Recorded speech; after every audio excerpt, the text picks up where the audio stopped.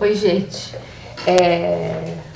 Desculpa a palhaçadinha aí pra começar. Foi pra quebrar um pouquinho o gelo. Eu tô um pouquinho insegura. Eu sou a Henriette, a Et, como acho que a maioria me conhece, todos me conhecem. Eu sou nativa, sou de Viçosa, sou irmã da Eveline. Eu tive fora de Viçosa entre 87 e 89. Eu comecei a cursar medicina na UFES e voltei em 90 para fazer alimentos. Hoje eu trabalho na Embrapa, moro em São Carlos e sou casada com o Ricardo, esse palhacinho que estava aqui atrás. Não temos filhos. Nós tentamos começar com cactos, mas ele morreu de sede e aí a gente achou melhor parar por aí. Eu sei que muitos de vocês não lembram de mim. E eu sei que isso é por culpa minha, eu tenho que admitir. Tá? Eu passei os 5 anos de UFV participando quase nada das atividades da IPV, convivendo quase nada com essa comunidade que hoje eu reconheço. É maravilhosa. Apesar de eu ser, como minha irmã falou, né, como a Eveline falou, filha ou neta da IPV, eu fiquei muito de fora das atividades. Eu confesso que uma das coisas que sempre me afugentou um pouco da igreja foi, às vezes, me perceber um pouco avaliada, como se as pessoas estivessem decidindo se eu era uma pessoa boa o suficiente para fazer parte do grupo, algo assim. E eu achava que não era. Eu acho que, no fundo, era eu que me avaliava e eu achava que eu não era boa o suficiente para fazer parte desse grupo. E como toda pessoa tímida, eu tenho muita dificuldade, eu tenho medo de ser avaliada. Então, com isso, eu me afastei antes mesmo de me aproximar de vocês. E com isso eu criei um ciclo vicioso. Quanto menos eu ia à igreja, menos as pessoas me conheciam.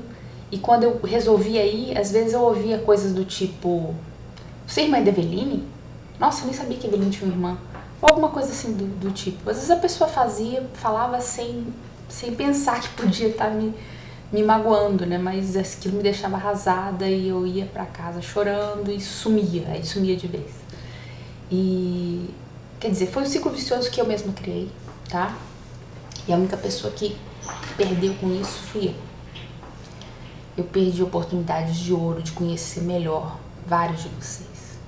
Passei despercebido, passei batido, passei correndo sem tocar campainha, com medo de que vocês não me atendessem ou que, se atendessem, batessem a porta na minha cara.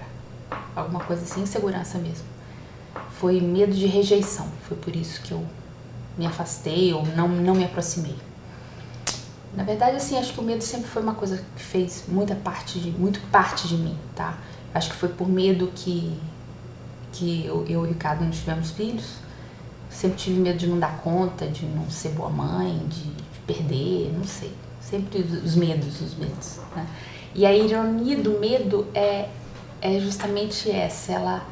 Se você tem medo de perder, você se boicota e quando você se boicota, aí você perde. E foi o que aconteceu. É o que às vezes acontece, várias vezes já aconteceu comigo, né? E eu sei que eu perdi, eu ainda perco convivências preciosas por medo, basicamente por medo de ser rejeitada, medo de ser incompatível com os demais, tá? E aí eu penso em como a incompatibilidade é algo inerente ao ser humano. Nós somos, de certa forma, todos incompatíveis, em maior ou menor grau. Aliás, a incompatibilidade é citada comumente como motivo, por exemplo, para separações, fins de amizade de longa data, tá? Até de brigas familiares. E fico pensando o seguinte: essa incompatibilidade precisa realmente ser um peso tão grande? Aliás, a incompatibilidade muitas vezes é citada como um obstáculo onde ela não existe, tá? É muito comum as pessoas citarem uma suposta incompatibilidade, por exemplo, entre fé e ciência. Essa incompatibilidade não existe, é um mito, tá? À primeira vista, fé e ciência podem parecer incompatíveis, mas elas podem e devem viver em plena harmonia. porque uma é complemento da outra, né? O Francis Collins, que é um grande cientista que foi diretor do projeto Genoma Humano, ele é muito feliz quando ele aborda isso em vários livros dele. Ele coloca o DNA como a linguagem de Deus para escrever a vida. E coloca a ciência como a linguagem de Deus, né, na verdade. Então, como que a fé e a ciência podem ser incompatíveis se elas são formas complementares da linguagem de Deus, de nós nos aproximarmos de Deus, né? E falando em incompatibilidade, eu às vezes faço uma analogia com emulsões. Acho que porque eu trabalho um pouquinho com isso e eu faço um pouco essa analogia. Eu vou até mostrar uma apresentação pequenininha aqui que eu montei, que é sobre as emulsões, um paralelo com o cristianismo, tá? Para quem não lembra ou nunca estudou isso,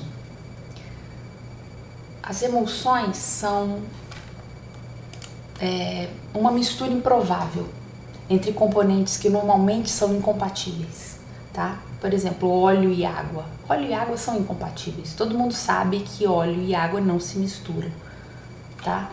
E você pode tentar agitar as duas juntas, mas aí depois de algum tempo elas vão se separar novamente, tá? Porque elas são naturalmente incompatíveis.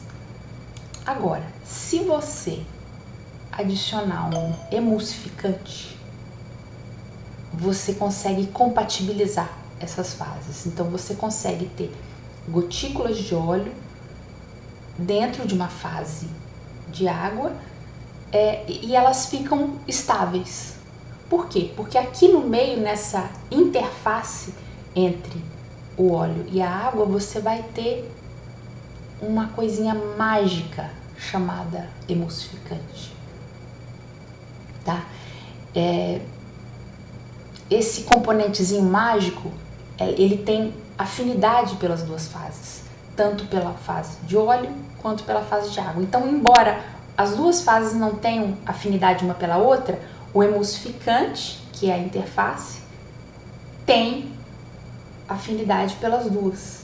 E ele é que faz essa harmonia, esse equilíbrio acontecer. E graças a um emulsificante, por exemplo, no caso é a caseína, que é uma proteína do leite, que o leite se mantém, o leite é uma emulsão, né? Ele se mantém estável, não separa fases, é graças ao emulsificante. E tem emulsões que são mais complexas, né? Por exemplo, o sorvete. Eu gosto sempre de falar do sorvete. Às vezes em aulas eu menciono muito sorvete. Acho que eu gosto também muito de sorvete. O sorvete é uma emulsão complexa, uma emulsão que tem vários componentes. Mostrando aqui na apresentação. No sorvete você tem gotículas de óleo, tá? De gordura. Você tem cristais de gelo. Você tem bolhas de ar. Tá? E você tem, nessas bolinhas vermelhas aqui, você tem o emulsificante, a interface, que é aquilo que eu estava falando para vocês antes. É como se nós fôssemos esses componentes do sorvete. E a gente dependesse para manter, porque é o seguinte, para você manter o sorvete estável, você precisa da participação de tudo isso. Por quê? Os cristais de gelo e as gotículas de gordura vão ter que formar uma rede para sustentar as bolhas de ar, tá? Você bate o sorvete e tal, forma as bolhas de ar, mas as bolhas de ar, se você deixar o sorvete, por exemplo, fora do congelador, o sorvete vai colapsar. Essas bolhas não vão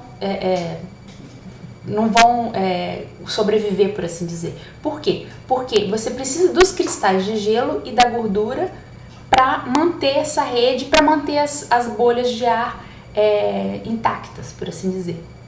Se você coloca fora do congelador, você colapsa tudo.